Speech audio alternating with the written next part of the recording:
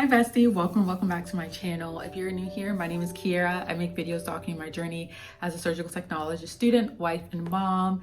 If you're interested in that type of content, why don't you hit that subscribe button and stay a while. In today's video, we're going to be doing a how I take notes digitally on my iPad, how I take digital notes, whatever you want to call it. Before we get started, this is my iPad. I got this iPad 2 years ago, so whatever iPad came out 2 years ago. It is rose gold, but it does have the button.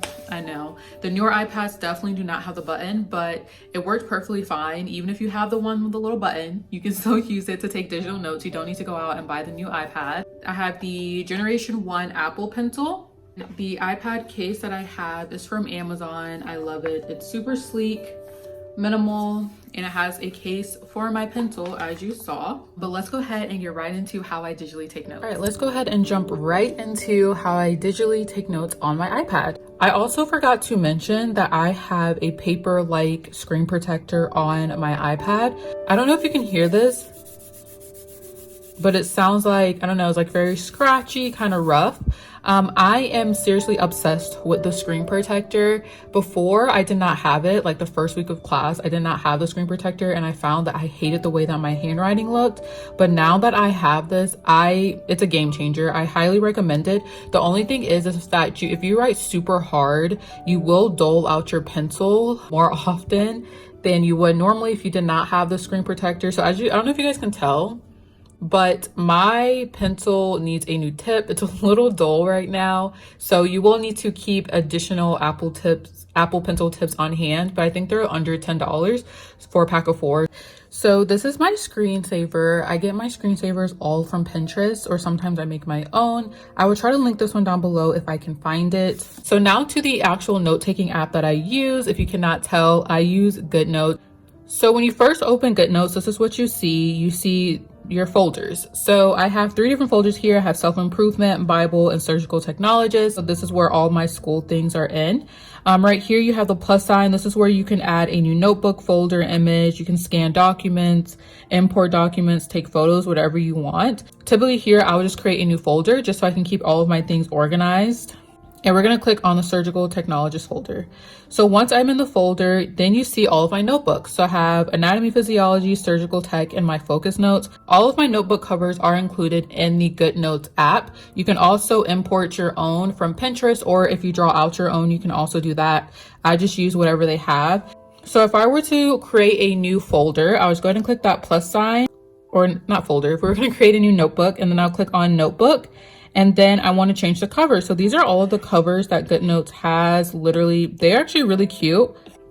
So we're going to choose, I guess, more of like a minimal one. We're going to do plain beige. And then if you go here to paper, they have all of the papers that your heart can desire.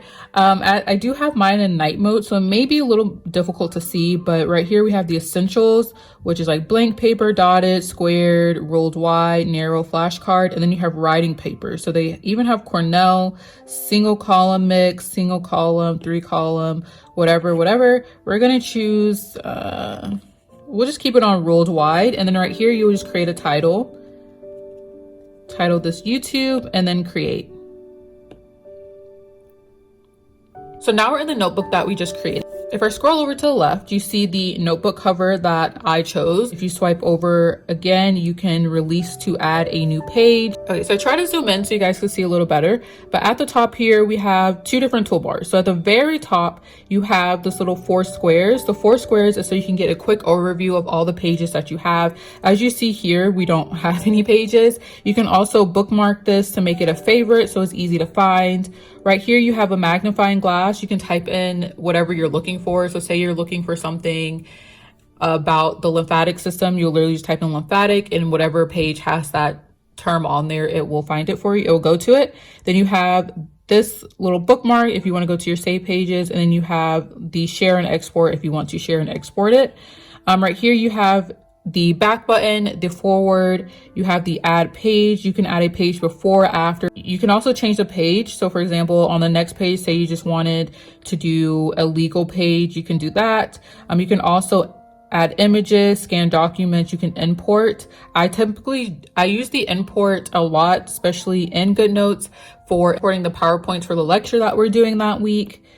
And then Next to that little plus sign, the paper plus sign, we also have like a pencil. So this is just for viewing mode. So you want to use your Apple Pencil, but you don't want to mark on the page. That's what this is for. And then you have the 3 circles, which is just basically settings. If you want to copy page, rotate, clear page, move to trash, whatever you may want, whatever your heart desires.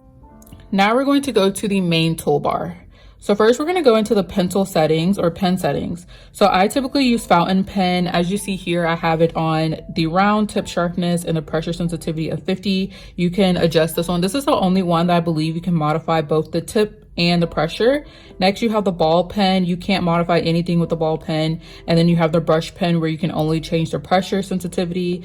I think that's why I like the fountain pen the most, because it's completely customizable to you. And then if we go over here, we have all of the colors that I am using for my pen. These are all my color presets actually. So if I click on the color, all of my preset colors come up. I believe GoodNotes has like 10 colors that are automatically saved in these presets when you first download the app. I deleted a lot of them and I made my own. If you go here to custom, you can create a new color with the color wheel, or you can go on Pinterest or Google, and if you like more aesthetically pleasing colors, you can add in the hex code right here and then add to presets and save it as a preset. So that's what I did, I believe, for these 2 colors. Right here you have your tip thickness. My smallest is 0.6. My next is 0.7, and then my other one is 1.8, which is super big, but this is just for if I don't want to zoom in. And I can just give you examples. So this is 1.88, and then my smallest is 0.6. So you see how thin that 0.6 is? It does not look cute. It does not look neat. So I definitely use the 1.8 for if I'm just writing, if I'm not zooming in, if that makes sense. And I'll show you guys more what I'm talking about. So if I just want to write something really quick, like hello.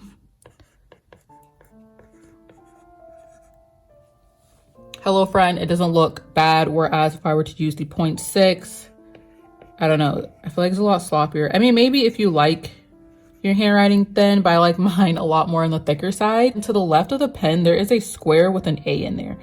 This is my absolute favorite setting. So basically when you click on that, this little blue box pops up and you can move this box anywhere. So say if you're writing on a PowerPoint or you're trying to do like your teacher study guide, for example, you see what's inside the box at the very bottom. It's just zoomed in basically. So if I just want to write something small right here, I'm just going to write hello friend again. Just right in the box. And I don't know if you can see, but it's writing it right here. Then as you get to the end of the screen, a little blue box right here pops up. For the longest, I was trying to figure out what this blue box was. It's literally just to continue writing. I don't know, I had like a dumb moment, but we have friend, and then just helps you keep writing across. Next, you have the highlighter. Once again, you can also create your custom highlight colors. I don't think I have really, I don't think I care that much. But basically, if you ever want to highlight something, we're just going to zoom in here and we're going to highlight hello. As I highlight, you're going to notice that I hold my pen on the screen for a couple seconds before I let it go. And that's because it automatically straightens it out for you. So you see there, it straightened it out and then it always sends it to back. I think because of the 2 colors I'm using right now, it probably isn't looking like it, but it does send this highlighter color to the back. Next to the highlighter, we have shapes. So basically, if you ever want to draw out a shape, it just automatically makes a perfect shape without having to do any work. I don't really use this feature that much, but it's helpful, I guess, for people who are doing something with math, or I don't really know, honestly. Next to the shapes, we have the Lasso tool. The Lasso tool is one of my favorite tools in this app. Okay, so say we don't want this 1.8 right here. We don't like the color. We want it smaller, bigger, whatever the case may be. You're basically just going to circle whatever you're trying to change. Once you circle it, you can literally move it wherever you want. So say we want in the circle, we can move over there. Also, when you click inside of the circle that you created, a toolbar pops up. So we have cut, copy, delete, resize, color, take screenshot. So you want to change the color, we can change it to yellow. Let's also say we want to change the size. We can make it bigger if we want this to be bigger. If we want it smaller, we can make it smaller and then move it. So I definitely use this tool a lot for like, sometimes I feel like my handwriting looks best when it's a little bit bigger. So I may write it out bigger and then change the size and make it smaller to fit on the page. Next to the Lasso tool, we have stickers. I don't really use the stickers too often. They have sticky notes. They have different stickers. I don't really know what people use them for, but I don't really use them. If I do, I use the sticky notes. So basically I would just like put a sticky note somewhere and maybe like write a little reminder for myself, like, I don't know, feed the dog. Or sometimes I'll write, start here when studying. I don't really know. I really don't know what people use the sticky notes for, but I find that I don't really need to use them that much. After sticker, we have images. You can import an image if you like. Import an image of Jesus.